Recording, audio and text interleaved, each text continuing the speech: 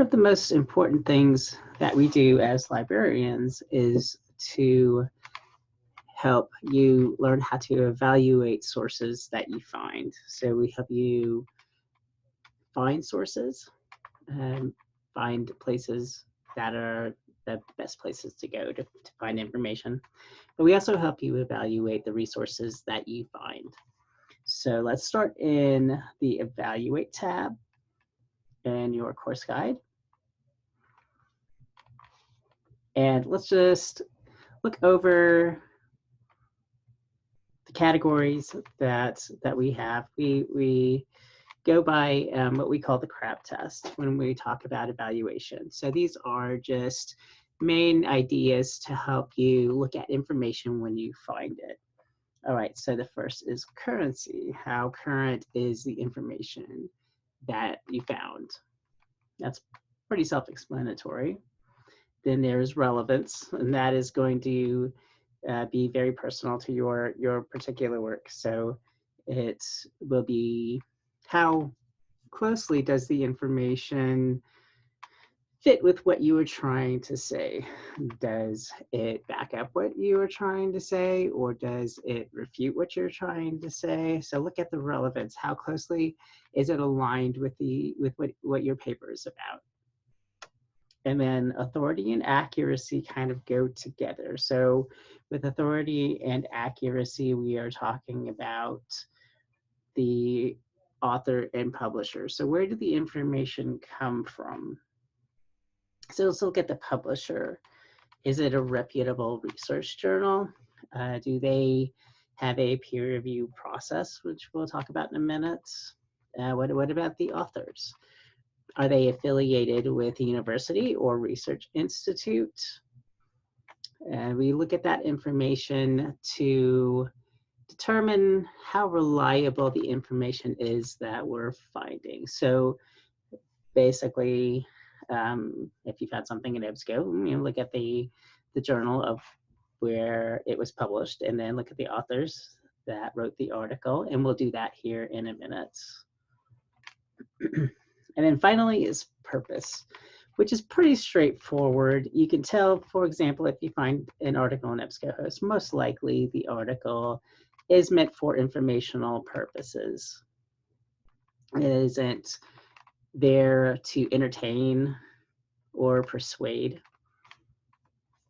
It is there to provide information that has been researched and backed up. All right, so quickly, I want to look at a couple of different sources that I found just by doing a search. One was just a search in EBSCOhost. All right, let's click on that. All right. And this is a search on influenza, basically. I did a search on influenza and ended up looking for something on socioeconomic bias and surveillance. All right, so this particular article, what we can see here, it is from PLOS Computational Biology. And not knowing much about that, we can do some more research on that particular journal to see do they have a vision, what is their purpose, that kind of thing. But we can tell from the list of authors, which there are several. Most research articles are going to have several authors. And it also gives their affiliations. So Network Science Institute, Northeastern University, there are a few here that are from Northeastern University. I think it's the same author, Samuel Scarpino. We have Health Sciences, Northeastern University, ISI Foundation Turin, Italy, Department of Statistics and Data Sciences, University of Texas at Austin. So we have these sources that are research institutes. So the authors have those credentials. So they work for these universities or research institutes. And that's some information that we have about the authors. Okay, so this is a relatively long article. which also tells you something because there is a lot of content to it. So we can go through some of that content. So 20 pages. Most research articles are going to be a little bit longer. So we start off with an abstract, which is essentially a summary of the article.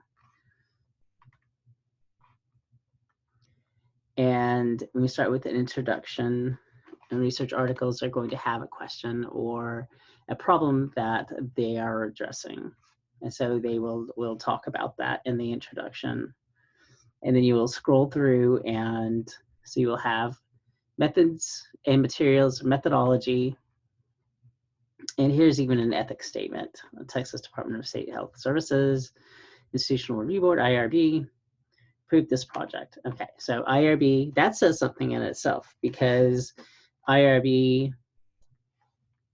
is the standard for approving subjects of research, right? So you're doing research that involves human subjects, you have to go through IRB. Data sources, so it talks about the data sources. Short-term predictions, that's something. You talk about essentially the hypothesis of the article. What are they thinking is going to happen before they even do the research? And then you have more data. Predicted performance, that is something that is part of the research process as well. Results, obviously, of the experimentation. More data. Forecast quality by poverty quartile. Okay, so there's quite a bit of data here involved in the research. And then if you go through, so you get to a discussion. So you're discussing the data that has been found in conjunction to what the authors thought was going to happen. And conclusions, concluding what they found from the research. Supporting information are the graphs and charts and things like that throughout the article. So author contributions and references. So there are a long list of references here. References are very important, and we'll talk about that a little bit more when we talk about use. Go to the use tab, because that is something that you will have to do with your research papers as well, is cite your sources. And that becomes a very important part of the research process. All right. So we can see all of those things with this article. And yeah, I will switch over to an article that I just found by doing a Google search. All right, socioeconomic status influences influenza hospitalization rates. Okay. So you kind of look through this and it looks kind of legitimate, right? Okay, so it starts talking about socioeconomic status, particularly living in poverty. The quotation, you have a reference here of Dr. William Schaffner. It even mentions him on the side.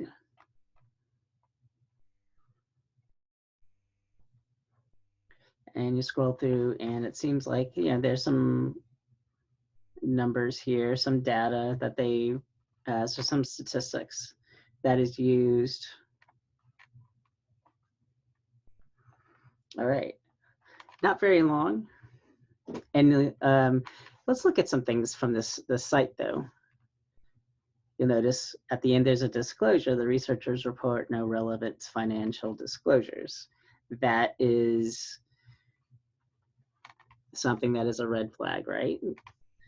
It's a conflict of interest here. You'll notice that there's advertisements on this page. So there's more financial connection there with whoever these companies are. There's no author. Okay, 2015, 5 years old. It's not super old, but it's not as current as the last article, so the currency isn't the best. But there's no author listed. Remember looking through this article. And who is Helio anyways? Is there a place where you can go to find out more about this particular publication?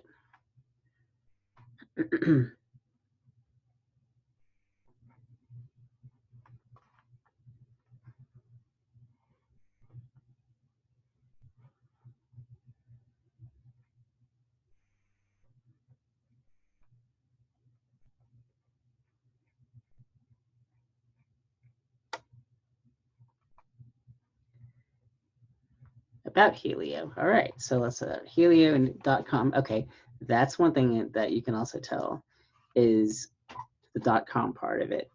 .com says that it is a commercial site. It isn't a site for an educational institution or a government agency. It's a commercial site. So Helio.com enables you, the healthcare specialist, to select and tailor news and education to fit your daily practice of medicine. Okay.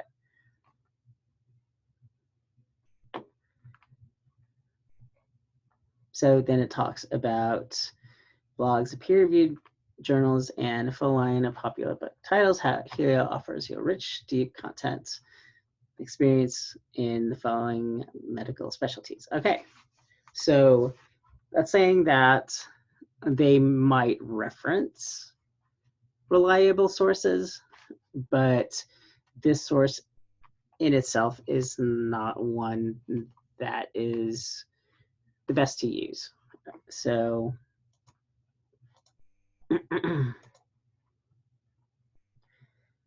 that is just to show you the difference between something that you would find in EBSCOhost and something that you would just Google, right? You can see the difference between those two sources, and there's a lot that would show you which one was the better source to use and why this one probably wouldn't be the best one. I mean, you might, if you could find something that it referenced that might be a reliable source, but this one in itself is not. Let me stop share. So that is just a quick example of evaluating your sources and comparing the information that you find. That is why we have the databases that we do, because they provide reliable information in an easier way for you to find it than just searching Google and going through this kind of information. So I hope that was helpful for you. It was kind of quick, but evaluation is it's one of the more important parts of research. So hope that was helpful.